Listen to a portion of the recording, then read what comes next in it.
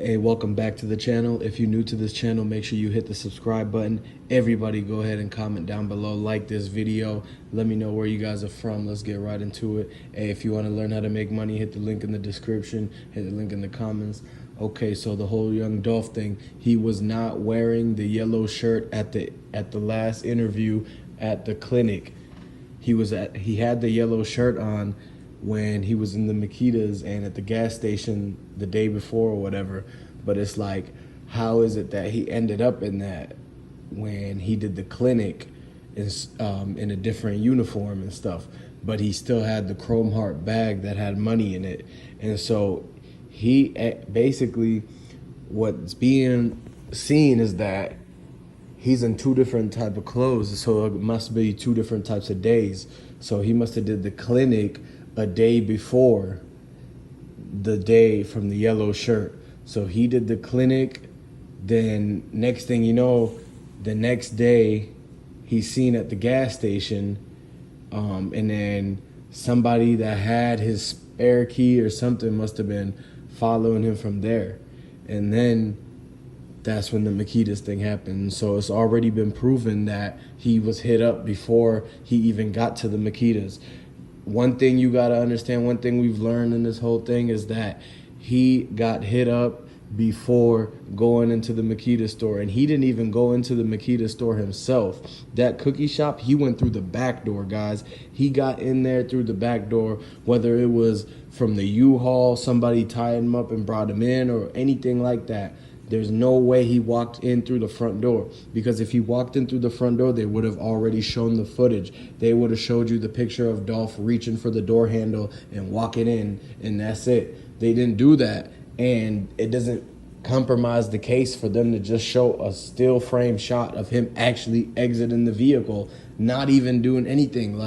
So that's the one thing that we got to get out the way.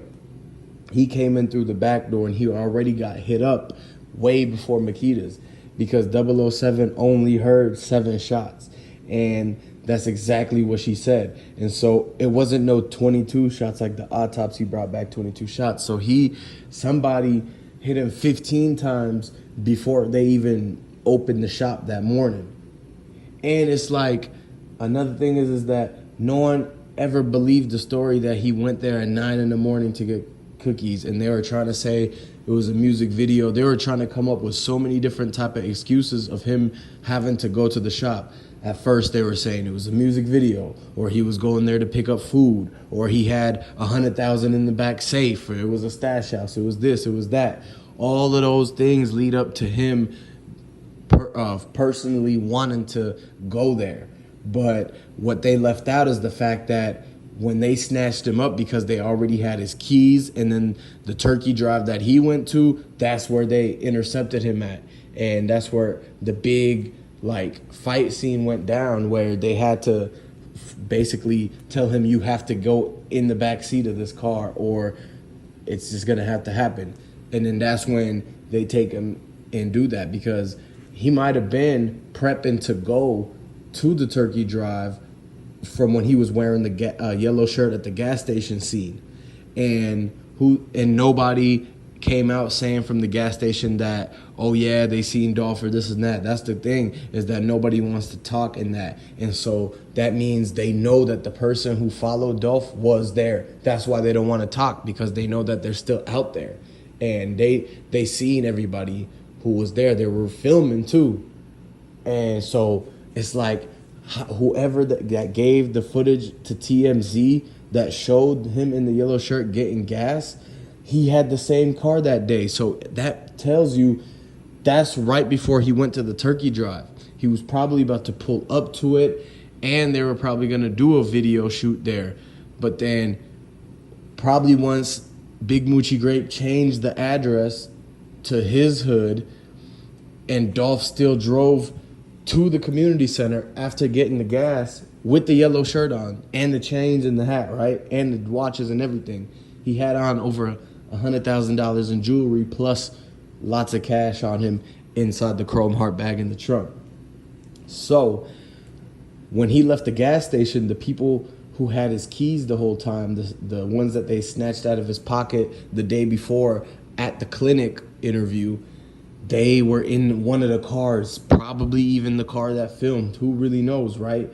Maybe the car next to him. Somebody in that parking lot that was following him started following him out that gas station who had the spare key. And then whenever he got to the community center and he stepped out, maybe even walked into the lobby and was like, where's everybody at?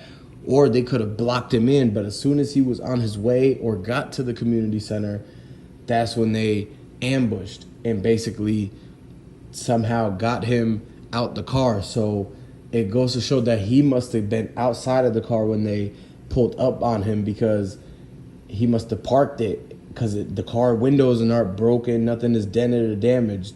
And so it couldn't have been a situation where they had to damage the car to get him out. No, he must have parked, got out to go into the community center. Somebody must have told him that they're inside. And then as soon as he opens the door, that's when somebody snatches him. Plus they already had the keys, so they take the car and drive off. Then now it looked like the whole community center is empty and no one's there. That's why people didn't think anything was going on, because they were like, oh, it's empty. It was probably a few people who showed up to the original address of the community center, and because the people had already took Dolph's car and Dolph was inside tied up, they were like, oh, it's empty, must not be here. It's in Big Moochie Grape's hood. And so that's another key moment. And I think that at that time, he had the yellow shirt on. Then overnight, they transported him to the cookie shop, because the cookie shop people said in the interviews themselves, out of Raven's mouth, out of brother's mouth, that they were working late that night before the Dolph thing, and that they were working late because they were backed up on orders that they had to do for delivery in the morning. And so that gave him an excuse to be up open late, or if anybody has seen them there late night, they could be like, oh yeah, that's because we were sealing up the cookie bags and this and that, right?